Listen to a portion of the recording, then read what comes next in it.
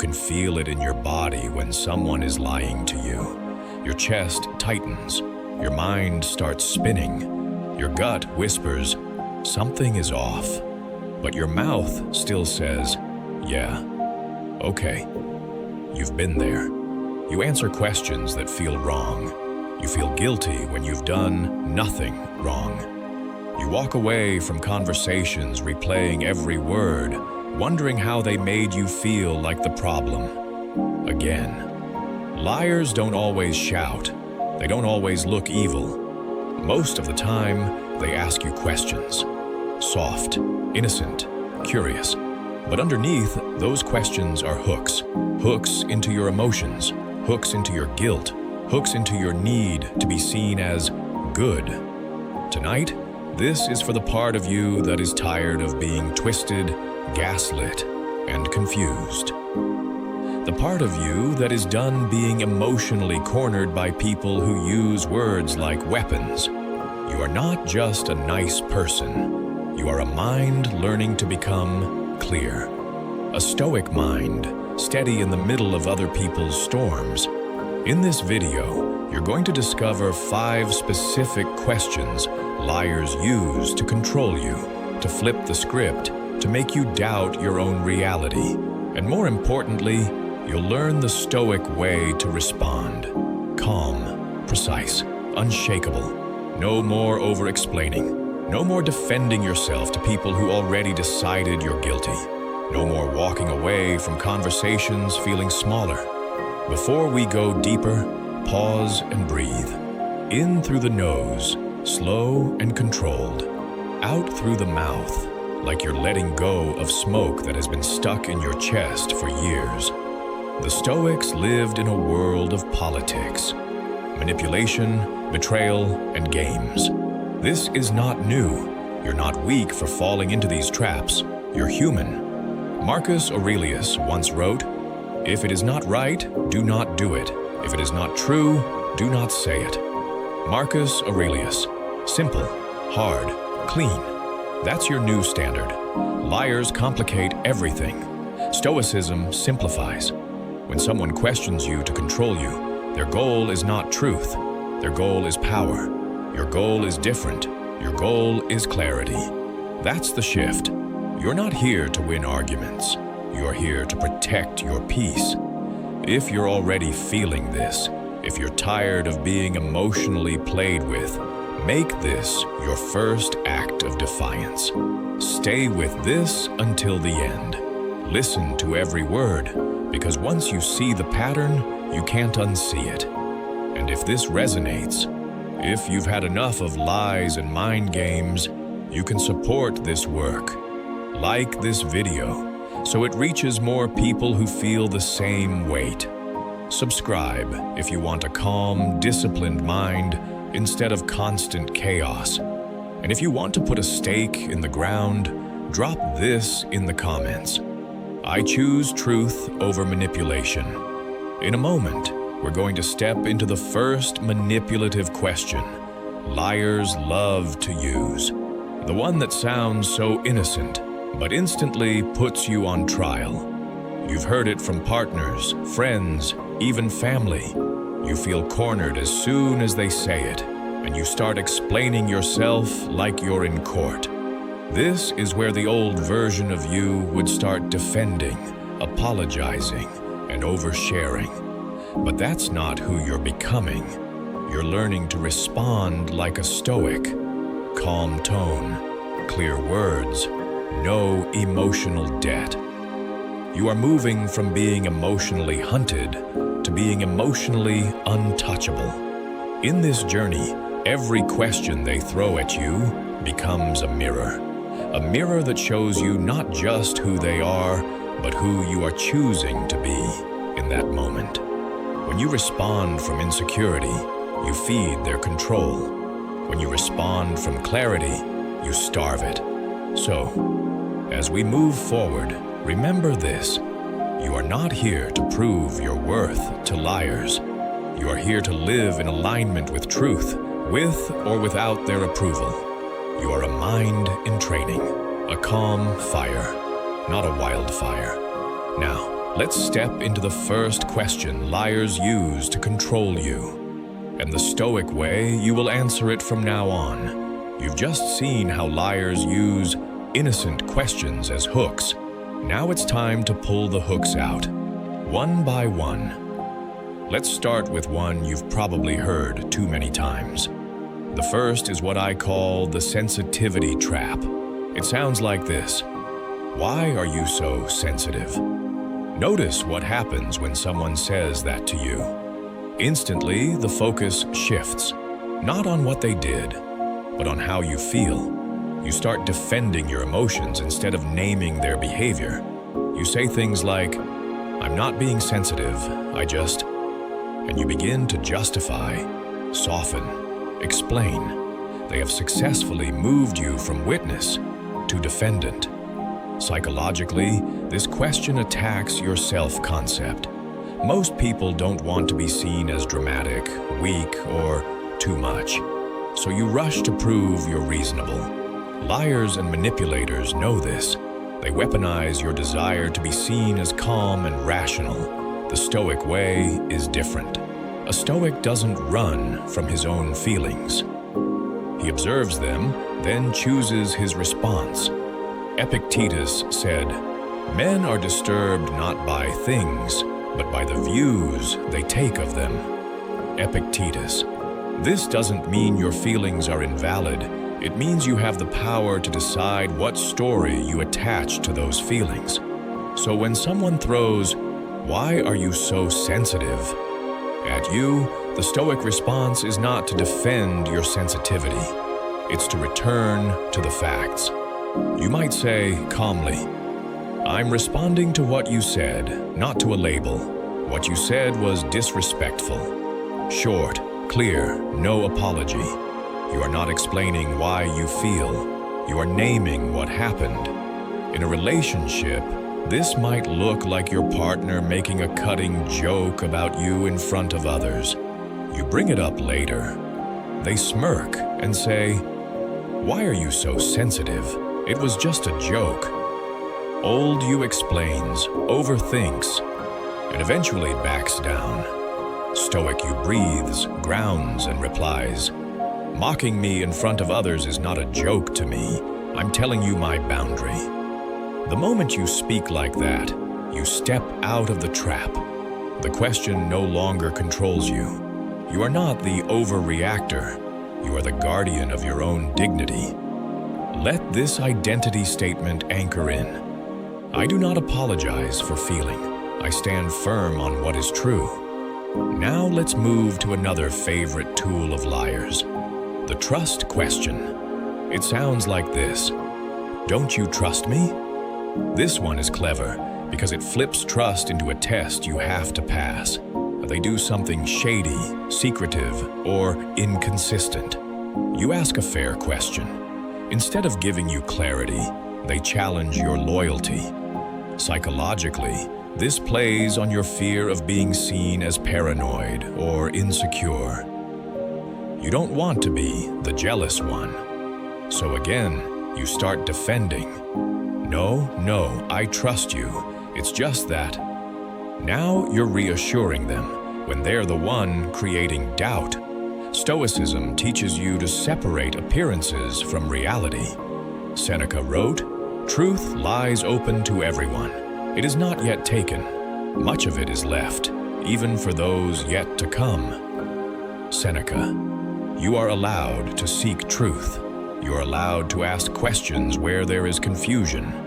When someone hits you with, "Don't you trust me?" the Stoic response is to remove the emotional blackmail and go back to specific actions. You might answer, "I'm not talking about trust in general. I'm asking about this specific behavior." Clean, precise. You are not letting them turn a real concern into a loyalty test. Imagine this at work. A coworker forgets to include your name on a project you clearly helped with. You confront them, and they respond, "Wow, don't you trust me to handle it?" You don't swallow it. You reply, "This is not about vague trust.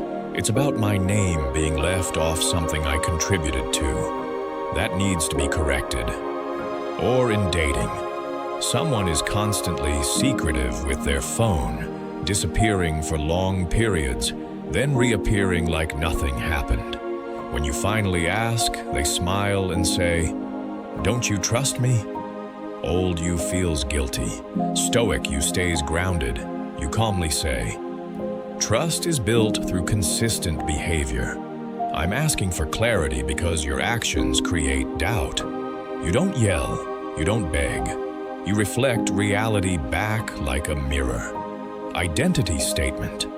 I do not prove blind trust. I honor reality over reassurance. If any of this is hitting home, remember you're not alone in this work. There are thousands of minds waking up to manipulation, learning to stand firm without becoming bitter.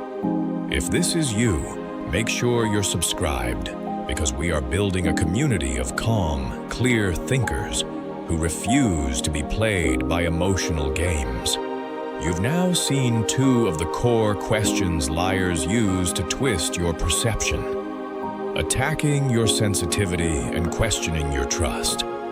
Next, we're going to go even deeper into the guilt hooks, the questions that drag your past, your sacrifices, and your empathy into the battlefield, and use them against you. You've already seen how liars attack your sensitivity and twist the idea of trust. Now we go deeper. Now we walk into the territory of guilt. Because if they can't control you through doubt, they'll try to control you through debt. The third question liars love to use is the debt hook. It sounds like this: after everything I've done for you, this is how you treat me? You know that line. It shows up after you set a boundary, after you say no, after you finally speak up. Suddenly, your whole history together is dragged into the courtroom, not as truth, but as a weapon. Psychologically, this question targets your sense of loyalty and gratitude. You remember the nights they helped you, the money they lent, the times they showed up. And you start thinking, maybe I do owe them. Maybe I am being ungrateful. But here is the Stoic reality. Past kindness does not cancel present disrespect. Marcus Aurelius wrote, "When someone does you wrong, you should consider immediately what judgment of theirs led them to wrong you." Marcus Aurelius. He's telling you, instead of drowning in guilt, look at their mindset. What kind of person believes that a favor gives them lifetime access to your boundaries? When they say, "After everything I've done for you," the Stoic response is to separate gratitude from control. Calmly, you might say, "I appreciate what you've done. That doesn't mean I have to accept this behavior." No drama, no shouting. You acknowledge the past without letting it own your present. Imagine a family member who constantly disrespects you, then hides behind sacrifices they made years ago. The moment you call it out, they say, "Wow, after everything I've done for you?" Old you crumbles. You feel like a bad son, bad daughter, bad relative. Stoic, you replies, "I'm grateful for what you did. I'm also allowed to ask for respect now." Identity statement. I can be grateful without being controlled. Now we move to the fourth question, the love test. It sounds like this: if you really loved me, you would... And then they fill in the blank with something that crosses your line. Give me more money. Give me access to your phone. Let me come back after cheating. Stay quiet about how you feel. This question is a direct attack on your core identity as someone who cares. You pride yourself on being loyal, loving, present. So when they say, "If you really loved me," it hits you like a punch to the chest. But understand this: Real love is not proven by how much self-respect you are willing to sacrifice. Epictetus reminds you, if you want to improve, be content to be thought foolish and stupid. Epictetus. In other words, if living with integrity makes you look cold or unloving to someone who wants to control you, accept that. You're not here to pass their test. You're here to live by your principles. So when someone throws, "If you really loved me, you would," the Stoic response is, "I can love you and still say no to something that isn't right for me." In a relationship, they might say, "If you really loved me, you'd forgive me and stop bringing this up." But your nervous system is still shaking from what they did. Your trust is cracked. Stoic, you says, forgiveness doesn't mean pretending it never happened. I'm allowed to heal at my own pace. At work, a boss might say, "If you really cared about this company, you'd stay late and skip your plans. You've already given extra hours all week. Old you folds." Stoic, you says, "I care about my work. I also care about my limits. I'm not available tonight." Identity statement. My love is strong, but my boundaries are stronger. Now comes the fifth question. The minimizer. This one is subtle and deadly. Are you really going to make a big deal out of this? They've crossed a line. They lied. They hid something. They broke a promise. You finally speak up, and they shrink the whole thing down to nothing. You're not just overreacting now. You're making a big deal out of nothing. Psychologically, this question crushes your instinct to protect yourself. You start thinking, maybe I am exaggerating. Maybe I should let it go. And that's how patterns stay alive. Seneca said, "He who does not prevent a crime when he can, encourages it." Seneca. Apply this to your life. When you repeatedly ignore small betrayals, you silently invite bigger ones. So when someone says, "Are you really going to make a big deal out of this?" the Stoic response is to affirm the weight of your own standards. Calmly, "I'm not making it bigger. I'm giving it the importance it has for me." In dating, maybe they flirted inappropriately with someone else and say, "You're really going to make a big deal out of a few messages?" You say, "Yes, because honesty and respect are a big deal to me." In friendship, they share something you told them in confidence, then laugh it off. "Come on, are you really going to make a big deal out of this?" You answer, "Yes. Trust is a big deal to me." Identity statement. My standards are a big deal because I am a big deal. Now step back and feel what's happening here. You're learning to hear these questions differently, not as commands, not as verdicts, but as signals. Every time a liar asks, "Why are you so sensitive? Don't you trust me after all I've done for you? If you really loved me," or "Are you really going to make a big deal out of this?" you can choose a new role, not the one who crumbles, the one who sees clearly. If this is landing, let yourself lean into it.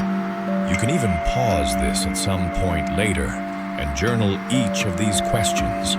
Write the Stoic answer you want to embody and rehearse it. That's how you rewire your responses. And if you haven't yet, you can like this video so more people trapped in these emotional games can start to see the pattern too. You're not just helping yourself, you're helping others wake up. Next, we're going to pull all of this into something even deeper. Not just how to reply in the moment, but who you are becoming as you respond differently. We'll turn these 5 questions into a mirror of your new identity. Calm, principled, unshakable. Up to this point in the video, You've dissected the questions. You've seen how liars twist your sensitivity, poison trust, weaponize gratitude, test your love, and shrink your standards. But now something more important is happening. You're starting to see yourself differently. At the start, you were just trying to survive conversations, trying not to feel crazy, trying not to walk away from every argument wondering, was it really my fault? Now you're beginning to realize these questions are not just traps, they are training. Every manipulative question is like a weight on the bar. Each time you choose clarity over guilt, boundaries over fear, truth over comfort, you're not just handling someone, you're forging a new identity. Picture yourself on a battlefield, not with swords and shields, but with words, glances, and silences. Most people run around wounded, reacting to every hit. You are slowing down. You're learning to stand, feet planted, breathing steady, watching the arrows of manipulation fly past you. You're not numb, you're not cold, you're controlled. Marcus Aurelius wrote, "You have power over your mind, not outside events. Realize this, and you will find strength." Marcus Aurelius. Those questions they ask, those little emotional grenades they throw, those are outside events. You can't stop them from asking, but you can decide who you are when you answer. Think about the old version of you, the one who heard, "Why are you so sensitive?" and immediately shrank. The one who heard, "Don't you trust me?" and rushed to reassure. The one who heard, "After everything I've done for you," and drowned in guilt. The one who heard, "If you really loved me," and sacrificed your own peace to prove it. The one who heard, "Are you really going to make a big deal out of this?" and decided to stay quiet. That version of you was not stupid. They were untrained. You didn't grow up with Stoic teachers around your table. You weren't handed a manual for emotional warfare. You simply did what most people do. You tried to keep the peace, even if it meant losing your own. But every time you choose a different response now, you're stepping into a different role. Not the pleaser, not the puppet, the observer, the author of your own behavior. Epictetus said, "No man is free who is not master of himself." Epictetus. Notice what he doesn't say. He doesn't say master of other people. He doesn't say master of every conversation. He says master of himself. Mastery looks like this. You hear the question. You feel the sting. Your emotions rise, but instead of reacting, you create a gap. In that gap, you ask yourself, what is actually true right now? What is my boundary here? What response reflects who I am becoming? You're no longer a slave to the moment. You are shaping it. On this path, something powerful begins to shift. You stop personalizing every attack. When someone says, "You're too sensitive," you see their discomfort with accountability. When someone says, "Don't you trust me?" you see their fear of being seen. When someone says, "After all I've done for you," you see their belief that love is a transaction. When someone says, "If you really loved me," you see their confusion between love and control. When someone says, "Are you really going to make a big deal out of this?" you see their avoidance of responsibility. You're no longer under the spell. You're watching the spell from the outside. This is where the Stoic worldview comes in. Life is not about dodging discomfort. It's about using every moment, especially the painful ones, to reveal your character and refine it. Imagine your life as a long road. Along this road, people will lie, minimize, guilt trip, and test you. You won't always see it coming. You won't always handle it perfectly. But each encounter is a stone on the path. You can trip over it, or you can step on it and rise. You are moving from being someone who constantly asks, "Why are they doing this to me?" to someone who calmly asks, "Who am I choosing to be in response?" When you start answering that question with strength, everything changes. Your body language, your tone, your decisions, even the kind of people you tolerate in your life. Some relationships will shift. Some will resist your new boundaries. Some might even fall away. That's not proof you're doing something wrong. That's proof you're no longer available for manipulation. Seneca wrote, "Associate with those who will make a better man of you." Seneca. As you grow into this calmer, clearer version of yourself, you will start craving different conversations, different energy, different standards, not because you think you're better than anyone, but because you finally respect yourself. If you're still here, still listening, it's because a part of you already knows. You're done living as a reactive version of yourself. You are ready to live as a deliberate one. So let this sink in as an identity shift. You are no longer the person who gets lost in their questions. You are the person who returns every time to your principles. In the final part of this video, you're going to get something simple and powerful. A clear set of marching orders, not theory. Daily actions and inner reminders that help you live this out when the questions come, when the guilt rises, when the old patterns try to pull you back. You'll walk away not just understanding these 5 questions, but knowing exactly how to move through them like a calm, grounded Stoic mind. You've walked through the lies. You've seen the hooks. Now it's time for something more important than understanding. Deciding who you are from this moment forward.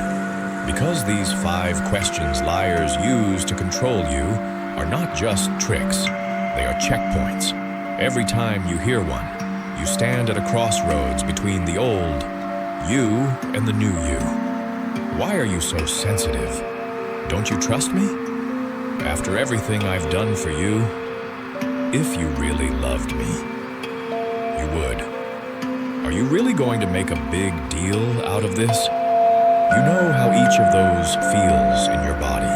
The sting in your chest, the rush of shame, the instinct to defend, explain, soften, back down. But now you've seen the pattern. You've seen how each question tries to drag you away from truth and into confusion, away from calm and into panic, away from who you are and into who they need you to be to keep control. From today, your life is not about avoiding these moments. It's about meeting them differently. Your first marching order is awareness. When one of these questions comes, you don't react on autopilot anymore. You breathe. You notice, I've heard this before. This is a hook. That 1 second of awareness is the difference between being pulled and standing firm. Your second marching order is reality. You come back to what is actually happening, not the label they're trying to slap on you, not sensitive, but they raised their voice and insulted me, not untrusting, but they've been hiding messages and changing stories, not ungrateful, but they're using past favors to excuse present disrespect, not unloving, but they want proof of love through my self-betrayal, not making a big deal, but this matters to my standards and my peace. You quietly name what is real, maybe only in your own mind at first, soon in your words. Your third marching order is response. You answer from principle, not panic. Short, clear, grounded sentences. I'm responding to what you said, not to a label. I'm asking about this specific behavior. I can appreciate what you've done and still say no to this. can love you and still protect my boundaries. I'm giving this the importance it has for me. No drama, no essays, just truth with a spine. This is how a Stoic mind lives in the real world. Not numb, not passive, fully feeling, fully aware, but no longer programmable by guilt and fear. Marcus Aurelius said, "The best revenge is not to be like your enemy." Marcus Aurelius. You don't need to lie back. You don't need to manipulate back. You don't need to play their game better than them. Your revenge is to refuse the role of victim without becoming a mirror of their behavior. You rise instead of match. So here's what you start doing today in simple, real terms. You start listening to your body when those questions are asked. When your stomach knots or your chest tightens, you don't ignore it. You recognize that feeling as your inner alarm, not proof that you're wrong. You start practicing your lines before you need them. In the shower, on a walk, in your car, you repeat calm responses out loud.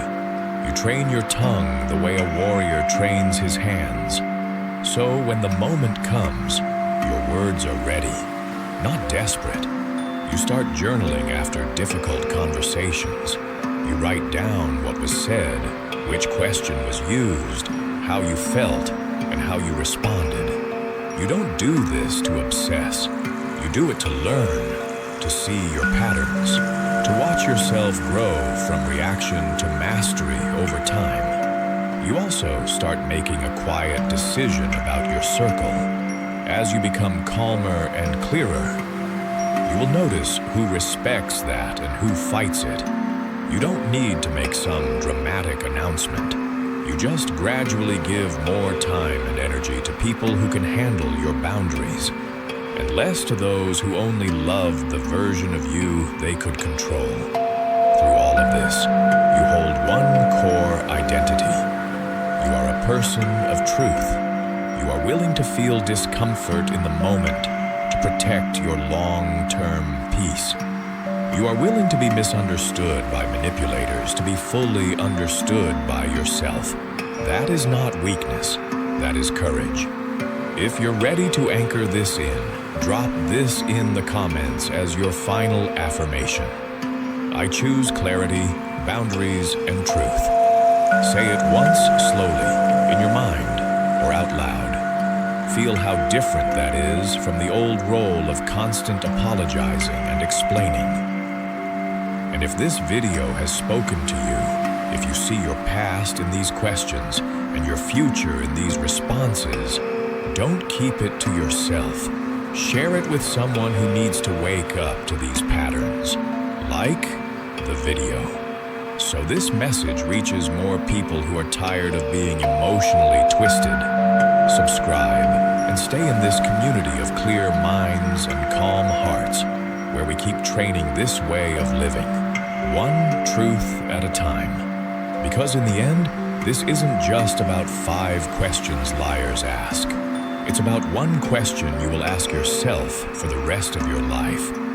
Am I living as a victim of other people's stories, or as the author of my own? You already know the answer you're moving toward. Walk that path, live it in your next conversation, and let your calm, grounded truth be the loudest thing in the room. Even when you speak softly,